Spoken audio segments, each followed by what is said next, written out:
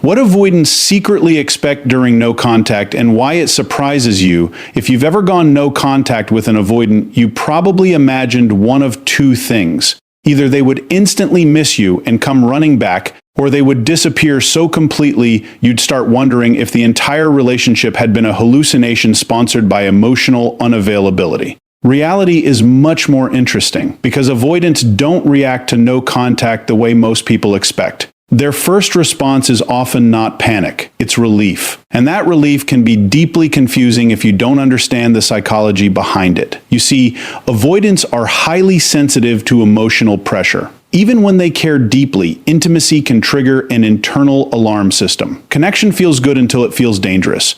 The moment emotional intensity rises, their nervous system starts whispering, "We should probably evacuate." So when no contact begins, the initial silence often feels safe. The pressure is gone. The expectations are gone. The emotional demands vanish overnight. To them, it can feel like stepping out of a crowded room into fresh air. But that's only phase one.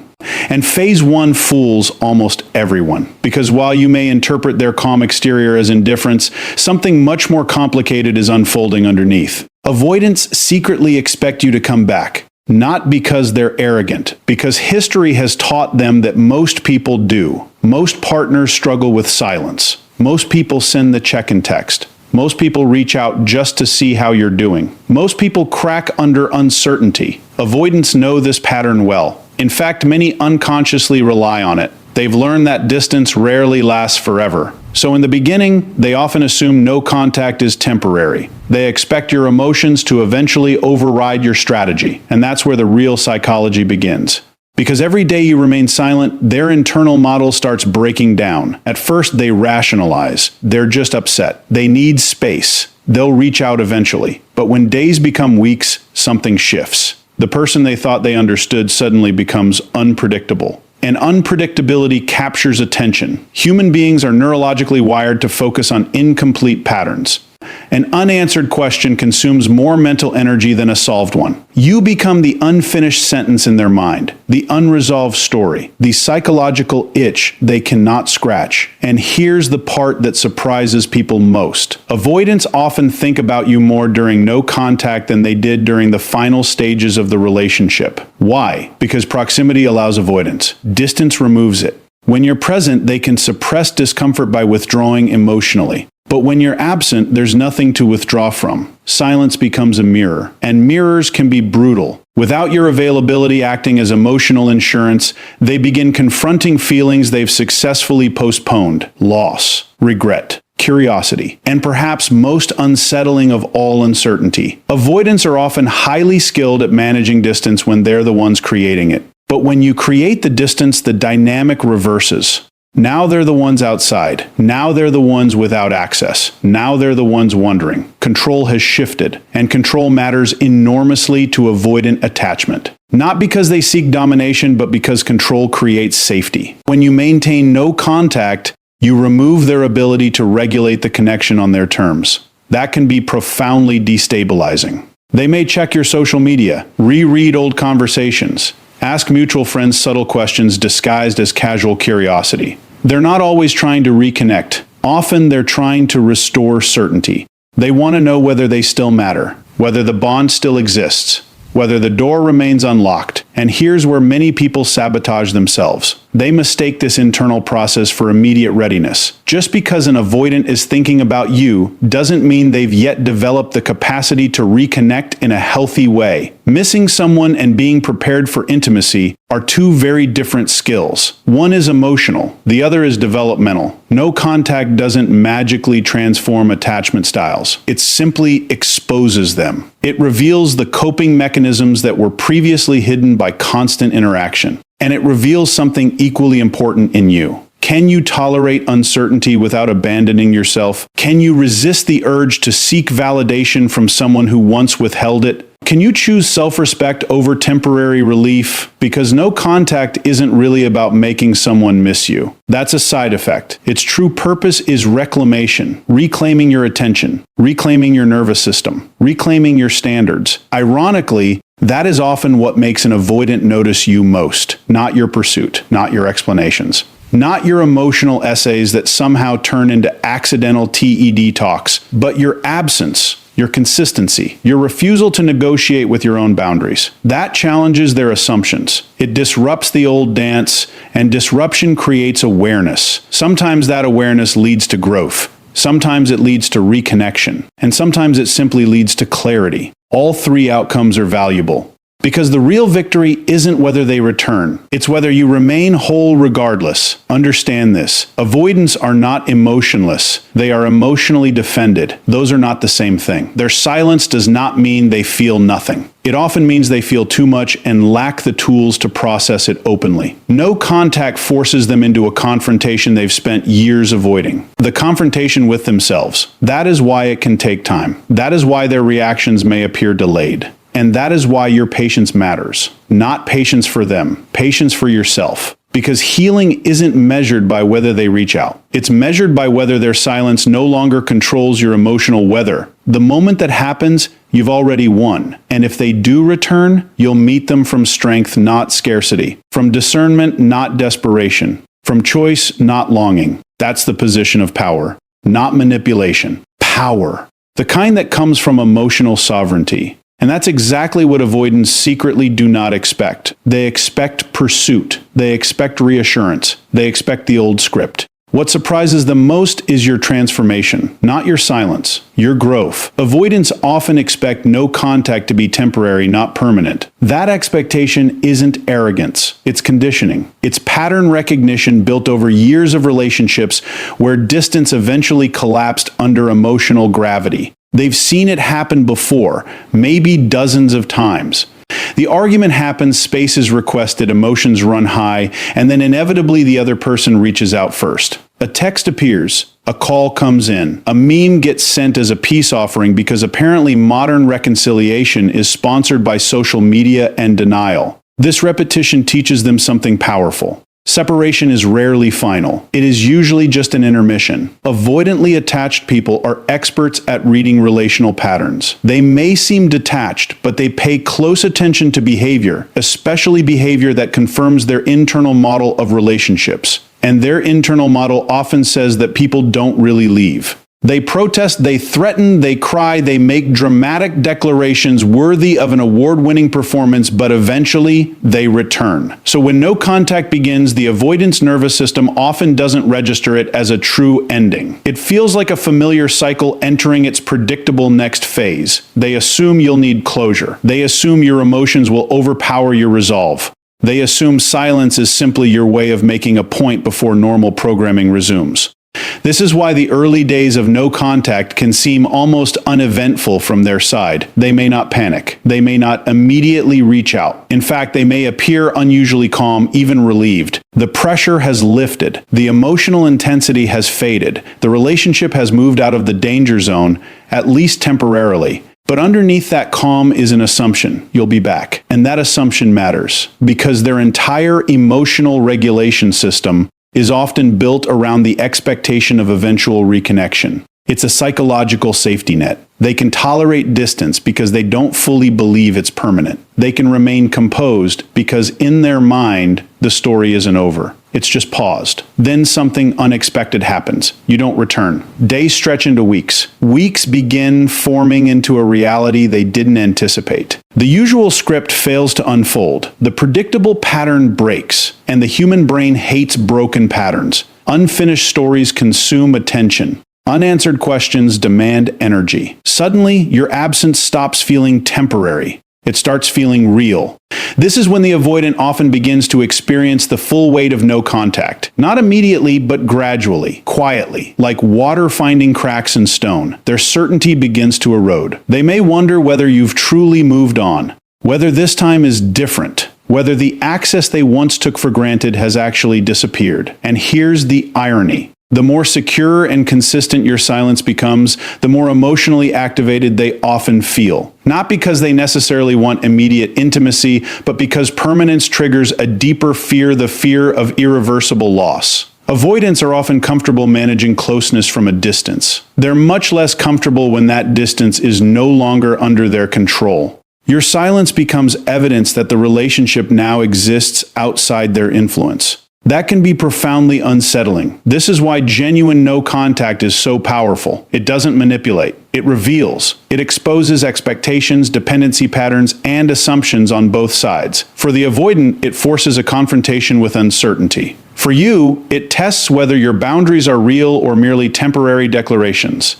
And ultimately, that's the surprise. Avoidants often expect no contact to be a temporary disruption, not a permanent shift. They assume the old rhythm will resume. When it doesn't, they're left facing something they rarely prepare for, a world in which you no longer orbit them at all. Silence creates a psychological mirror, and most people underestimate just how powerful that mirror can be, especially for someone with avoidant attachment. When communication stops, something fascinating happens. The external distractions disappear. There are no new texts to analyze, no arguments to deflect, no reassuring signs that the connection remains intact. The relationship, once active and interactive, suddenly becomes internal, and that changes everything. Avoidants are often highly skilled at managing emotions through distance. When a relationship feels intense, they create space. Physical space, emotional space, conversational space, whatever reduces the pressure. As long as interaction continues on their terms, they can maintain a sense of control. But no contact removes that option entirely. There is no dial to adjust, no volume knob to turn down. The silence is absolute, and absolute silence has a way of making the mind very loud. In that vacuum, projection begins. Human beings naturally fill informational gaps with their own beliefs, insecurities, and expectations. It's a survival mechanism. The brain would rather invent an answer than tolerate uncertainty. For avoidants, whose deepest fears often revolve around vulnerability, rejection, and loss of autonomy, silence becomes a blank screen onto which these fears are projected. They may wonder if you've moved on already, if you've found someone else, if you've finally seen through their defenses and decided they weren't worth the effort. They might imagine you happier without them, stronger without them, even relieved to be free. Notice something important here. These aren't objective conclusions. They're reflections of their own hidden anxieties. That's the mirror. They are not simply thinking about you. They are thinking about themselves through you. When you were constantly available, they had less need to confront these insecurities. Your presence acted as emotional proof that the bond still existed. Even during conflict, your continued engagement reassured them on some level. But once you withdraw completely, that reassurance vanishes. Now they must rely on assumptions, and assumptions tend to reveal the architecture of a person's inner world.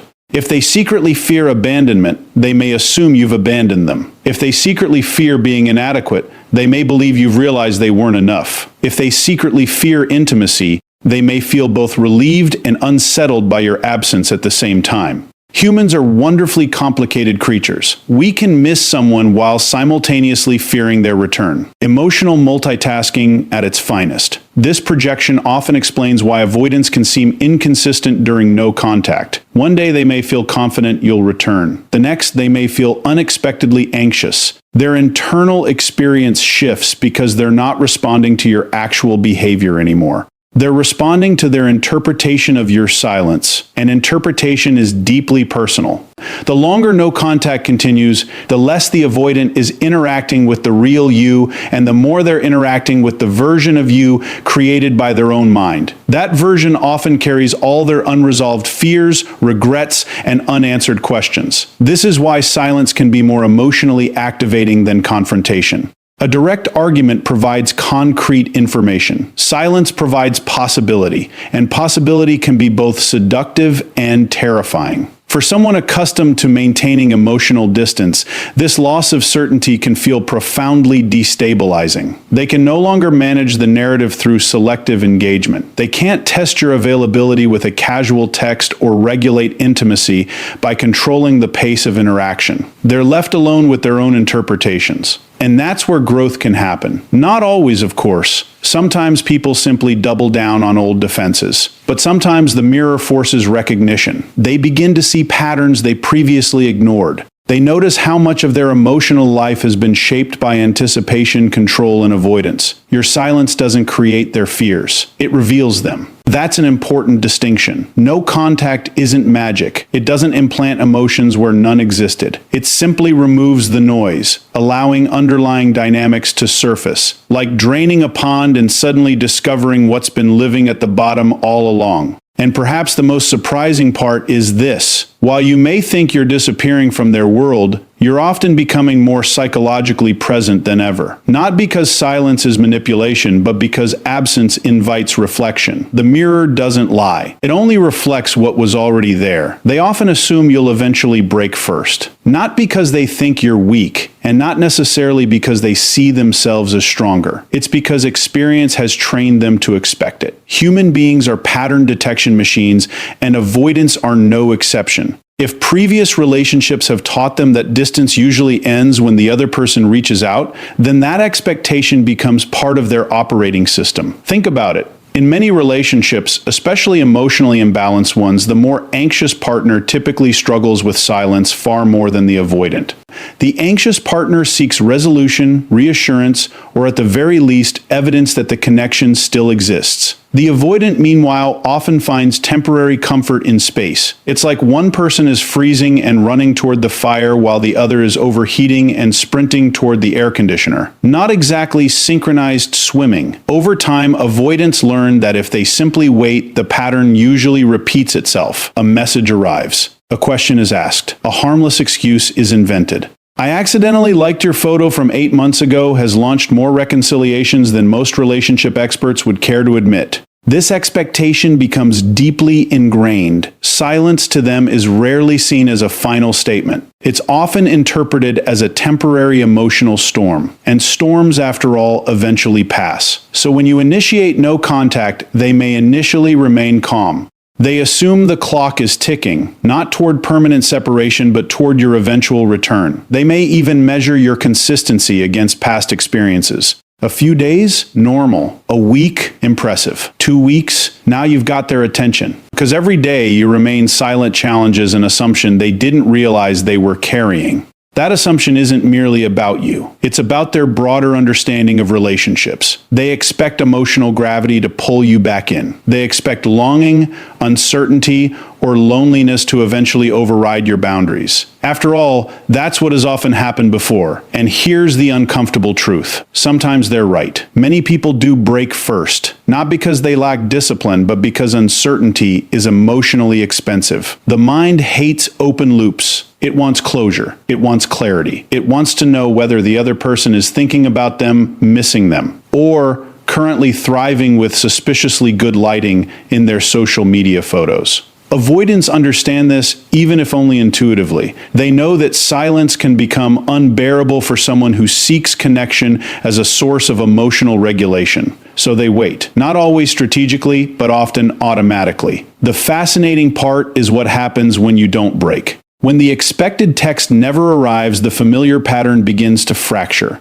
The avoidant can no longer rely on the script they've unconsciously memorized. Suddenly, they are the one sitting with uncertainty. They are the one checking their phone. They are the one wondering whether you've moved on. That role reversal can be profoundly unsettling. Avoidants are often comfortable with distance when they control it. But when your silence becomes a boundary rather than a reaction, control shifts. And with that shift comes vulnerability. They may begin replaying previous interactions. They may question whether they underestimated your resolve. They may even feel a surprising sense of loss, not simply because you're gone, but because the certainty of your return is gone as well. That's the real disruption. Your silence stops being a waiting period and starts becoming a possibility, a permanent one. And permanence activates emotions that temporary distance does not. Regret, curiosity, anxiety, reflection. Suddenly, the person who assumed you'd crack first is confronting the possibility that you won't crack at all. This doesn't mean they instantly become emotionally available. Attachment patterns aren't software updates you install overnight,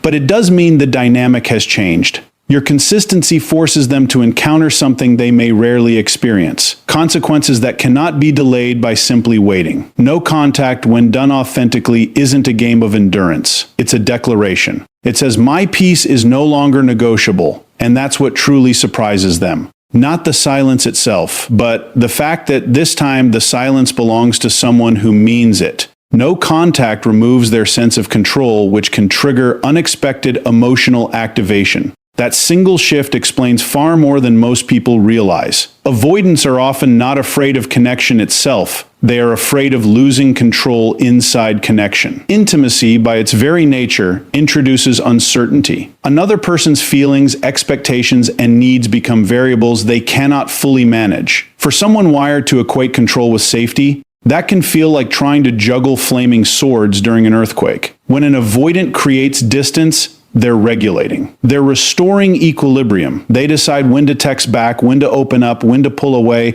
and when to re-engage. This ability to control the flow of intimacy is not just convenient, it's psychologically stabilizing. It allows them to stay close enough to maintain connection while remaining distant enough to feel safe. Then no contact happens, and suddenly the controls are gone. They can't decide when the interaction resumes because there is no interaction. They can't lower the emotional temperature because the room is empty. They can't test your availability with a casual message or regulate the pace by offering just enough attention to keep the bond intact. For someone accustomed to managing closeness from behind a carefully constructed control panel, this can feel deeply disorienting. At first, they may interpret your silence as temporary, a cooling off period, a dramatic intermission. They assume the familiar machinery of the relationship will restart eventually. After all, most people don't remain silent forever. Humans are notoriously bad at emotional fasting. But as days pass, something changes. Your silence stops looking like a pause and starts looking like a decision. And decisions made without their input can activate a level of vulnerability they rarely anticipate. The key word here is activation. Avoidants often appear calm on the surface because their primary coping mechanism is deactivation. They minimize, intellectualize, distract, and compartmentalize. If emotions were files on a computer, they'd have an entire folder labeled "Deal with Later." Usually, later never arrives. No contact drags that folder onto the desktop. Without access to you, they lose one of their primary regulation strategies: controlled proximity. They can no longer keep you at the exact distance that feels comfortable. You're either absent or present, and absent is much harder to manage when it wasn't their choice. That loss of agency matters enormously. Control for avoidance is often a substitute for trust. If they can predict the pace, they don't have to surrender to the process. If they can manage the connection, they don't have to fully feel the risks involved. Your no contact eliminates that buffer. Now they're left confronting a question they would much rather avoid. What if this is really over? That possibility can trigger a cascade of emotions: curiosity, anxiety, regret, even longing. Not always in neat chronological order, of course. Human emotions rarely form an orderly queue. They may check your social media more than they would ever admit. They may replay old conversations while pretending they're just randomly thinking. Sure, and cats accidentally knock things off tables. The point is, your silence creates uncertainty, and uncertainty is emotionally stimulating. The brain treats unanswered questions like unfinished business. It keeps returning to them, seeking resolution. This is why avoidants can become unexpectedly preoccupied during no contact. Not because they've suddenly transformed into poets writing sonnets by candlelight, but because the relational dynamic has shifted in a way their nervous system cannot easily categorize. You are no longer available on demand. You are no longer operating according to the old script. And that disruption can be profoundly impactful. It forces them to experience what many of their partners have felt all along: the discomfort of waiting, wondering, and lacking control. That experience can be humbling. It can also be revealing. Sometimes it reveals genuine feelings they had successfully buried under layers of independence and rationalization. Sometimes it reveals how much they relied on your consistent availability as a form of emotional insurance. Either way, no contact changes the landscape, not because it manipulates them, but because it removes the structures they once used to avoid vulnerability. And vulnerability, when it arrives uninvited, tends to make quite an entrance. The longer your silence remains consistent, the more their curiosity transforms into introspection. At first, an avoidance reaction to no contact is usually practical rather than emotional. They notice the absence, of course, but their initial focus is often external. They wonder what you're doing, whether you're upset, or how long this sudden radio silence will last. It's less, "I've lost the love of my life," and more, "Well, this is new." That early curiosity is largely about information. They're trying to make sense of a disruption in the familiar pattern. Humans are deeply uncomfortable with unpredictability, and avoidants are no exception. In fact, unpredictability can be especially activating for someone who relies on emotional distance to maintain a sense of stability. So, in the beginning, they observe. They might glance at your social media. They might ask mutual friends seemingly innocent questions. They might even mentally rehearse explanations for your silence, ranging from reasonable to wildly cinematic. Perhaps they've joined a monastery. The brain enjoys a good subplot, but consistency changes the game. When your silence continues, curiosity can no longer sustain itself on surface-level questions alone. The easy explanations begin to run out. The usual assumption that you'll eventually return starts to weaken. And when external certainty disappears, the mind turns inward. That's when introspection begins. Avoidants are often skilled at analyzing situations, but less practiced at examining their own emotional role within them. They can explain what happened, who said what, and why the timing was terrible, ask them how they actually felt, and suddenly it's as if you've requested the launch codes. No contact quietly removes their distractions. There are no fresh interactions to focus on, no new misunderstandings to dissect, no incoming messages to interpret. The relationship, once active and immediate, becomes reflective. And reflection has a way of exposing things people would rather keep hidden. They may start replaying conversations, not just the arguments, but the small moments too, the jokes, the routines, the times they felt unexpectedly safe. Memory, after all, is an editor with a flair for dramatic timing. As the silence stretches on, they often begin asking different questions.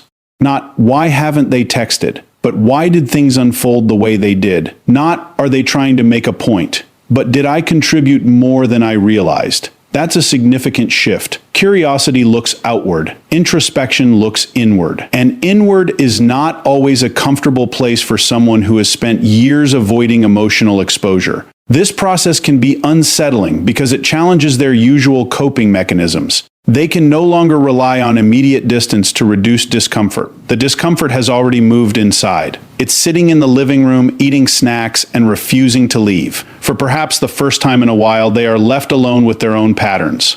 Their tendency to withdraw, their discomfort with vulnerability, their habit of keeping one foot near the exit just in case intimacy starts feeling a little too intimate. This doesn't mean they instantly achieve emotional enlightenment. If it were that easy, therapists would have far less paperwork. But it does create an opening, an opportunity for awareness. And awareness is where change begins. The remarkable thing about sustained silence is that it deprives them of the illusion that the relationship can simply be resumed whenever convenient. Your consistency communicates something powerful. The old dynamic is no longer available. That realization often forces deeper reflection than any conversation could. Words can be debated, silence cannot. Your absence becomes evidence. Evidence that your boundaries are real. Evidence that life continues without their participation. Evidence that they are not the sole author of the story. That can provoke regret. It can provoke longing. But perhaps most importantly, it can provoke self-examination. And self-examination is the birthplace of growth. Whether they act on that growth is another matter entirely. Insight and behavior are not always close friends. Still, the process matters. Because the longer you remain steady, the less their mind can treat your silence as a temporary anomaly, and the more it must confront what your absence truly means. Not just that you are gone, but that their old strategies may no longer work. And that realization can be the beginning of a very different kind of connection, one not built on avoidance, but on awareness. What surprises most people is that avoidants frequently feel your absence much more deeply than they ever reveal. The misconception is understandable. Avoidants often appear calm during separation. They don't always send emotional paragraphs at 2 a.m. They rarely perform heartbreak in public. You probably won't find them standing outside your window with a boombox, although given current technology, it would probably just be a Bluetooth speaker in questionable timing. Their restraint can easily be mistaken for indifference. It isn't. Avoidants are not necessarily people who lack emotion. More often, they are people who learn that expressing emotion can feel unsafe, overwhelming, or dangerously exposing. Somewhere along the way, vulnerability became associated with loss of control. And when control feels like survival, emotional containment becomes second nature. So when a relationship ends or no contact begins, their first instinct is rarely outward expression. It's internal management. They compartmentalize. They distract themselves. They immerse themselves in work, routines, hobbies, or any task that conveniently prevents spontaneous soul-searching before noon. To an outside observer, it can look like they've moved on overnight. But internal experience and external presentation are often very different things. Avoidants are masters of emotional delayed processing. What others feel immediately, they often feel gradually, sometimes inconveniently, sometimes weeks later while buying groceries or hearing a song they'd rather never hear again. Because when the relationship is active, avoidants often focus heavily on managing closeness. Their attention is directed toward regulating space, autonomy, and emotional intensity. The relationship itself can feel overwhelming precisely because it is so present. Absence changes that. Once the immediate pressure disappears, so does the need for constant regulation. And with that reduction in perceived threat, buried feelings often begin rising to the surface. This is why avoidance can seem unaffected at first, only to become reflective much later. Their emotional timeline is often delayed, not absent. They may suddenly miss the smallest things. Your morning texts, the way you laughed at your own jokes before finishing them. That oddly specific way you always manage to steal the blankets without technically moving. Memory has an irritating habit of preserving intimacy in high definition. And because avoidants tend to reveal little externally, people often underestimate the depth of their attachment. They may have cared far more than their behavior consistently communicated. That gap between feeling and expression is one of the defining challenges of avoidant attachment. They can experience profound connection while simultaneously struggling to demonstrate it in ways that feel obvious to others. It's like owning an incredibly sophisticated sound system but refusing to turn the volume above 2. The music is there. Everyone else just has to guess. During no contact, that internal volume often increases. Without the daily complexities of interaction, they are left with the emotional residue of the bond. And residue can be surprisingly persistent. They may revisit conversations, wonder how you're doing, question whether they handled things differently than they should have. They may even experience a kind of longing that catches them off guard precisely because it bypasses their usual defenses. What often surprises them most is not simply missing you, but realizing how much your presence had become woven into their emotional landscape. Humans adapt quickly to consistency. We stop noticing the furniture until someone removes the couch. Your absence rearranges the room. Of course, feeling deeply does not automatically translate into reaching out. That's an important distinction. Avoidance can feel intense loss while still struggling to act on it. Vulnerability remains vulnerability, even when motivated by affection.